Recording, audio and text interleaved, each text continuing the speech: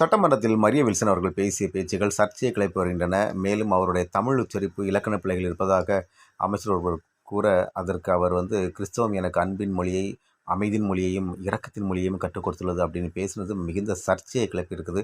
இதற்கு நெட்டிசன்கள் பல்வேறு சங்க தமிழ பேச சொன்னோம், நடைமுறை தமிழ பேசுதான சொன்னோம். ஏண்டா பண்ணாட பார்த்து படிக்கிறது தப்பு தப்பா படிக்கலாம். முண்டக்கலப்ப தமிழ்நாடு சட்டமன்றத்தை பாக்குறவன் யாரு? அமெரிக்காக்காரன் பாக்குறானா, ஆஸ்திரேலியாக்காரன் பாக்குறானா? தமிழ்நாட்டுல கடற்கோடியில வாழ்ற ஒரு பாம்பரம் பாக்குறான் டிவில தமிழ்நாடு சட்டமன்றத்துல என்ன நடக்குதுன்னு அவனுக்கு புரியுற மாதிரி பேசணும். அவனுடைய வரிப்பணம் தான் உனக்கு சம்பளம். இல்ல நான் இப்படிதான் பேசுவேன் அப்படின்னு ஆணவம், அகங்காரம். தமிழ்நாடு சட்டமன்றம் ஜாதி மதம் இனத்துக்கு அப்பாற்பட்டது. ஆனா நீ என்ன சொல்ற? என்னுடைய கிறிஸ்டியானிட்டி எனக்கு அன்பு அமைதி இரக்கத்தை கற்றுக் கொடுக்கிறது. நான் பான் கிறிஸ்டியன். அப்ப நீ என்ன சொல்ல வர? பான் கிறிஸ்டியன் உயர்ந்தவன், கன்வெர்டட் கிறிஸ்டியன் தாழ்ந்தவன் சொல்ல வரையா? முண்டகலப்ப பேசுவேடா, ஏதோ பேசுவிய. இப்ப நான் கேட்ட கேள்விக்கு பதில் சொல்லடா. நீ ஜெபமாலை எடுத்துட்டு நிதிநிலை அறிக்கை தாக்கல் பண்றப்ப அதை கேட்டுக்கணும். யாரும் பெருசா கேட்கல. ஏன்னா இன்னைக்கு நீ பைபிள் எடுத்து வருவ, நாளைக்கு ஒரு இந்து எம்எல்ஏ என்ன பண்ணுவாரு? பகவத்கீதை எடுத்து வருவாரு. நாளைக்கு ஒரு முஸ்லீம் எம்எல்ஏ என்ன பண்ணுவாரு? குர்ஆன் எடுத்து வருவாரு. அப்போ அது தேவையில்லாம ஒரு சர்ச்சைகள் ஏற்படும். சட்டமன்றம் என்பது மக்கள் பிரச்சனை பேசுகின்ற மன்றமே தவிர மத பிரச்சாரம் பண்ற மன்றம் கிடையாது. அது சரி, கந்து வட்டி குடிக்கிறவன், கட்ட பஞ்சாயத்து பண்றவன், கூட போன அண்ணனையே உருட்டு கட்டல அடிக்கிற ரவுடி பசங்க அமைச்சராக்கலாம் இப்படிதான் இருக்கும். ஏற்பட்ட சட்டமன்றம் பெரியவர் பக்தவச்சலம், பெருந்தலைவர் காமராஜர், பேரறிஞர் அண்ணா, முத்தமிழறிஞர் கலைஞர்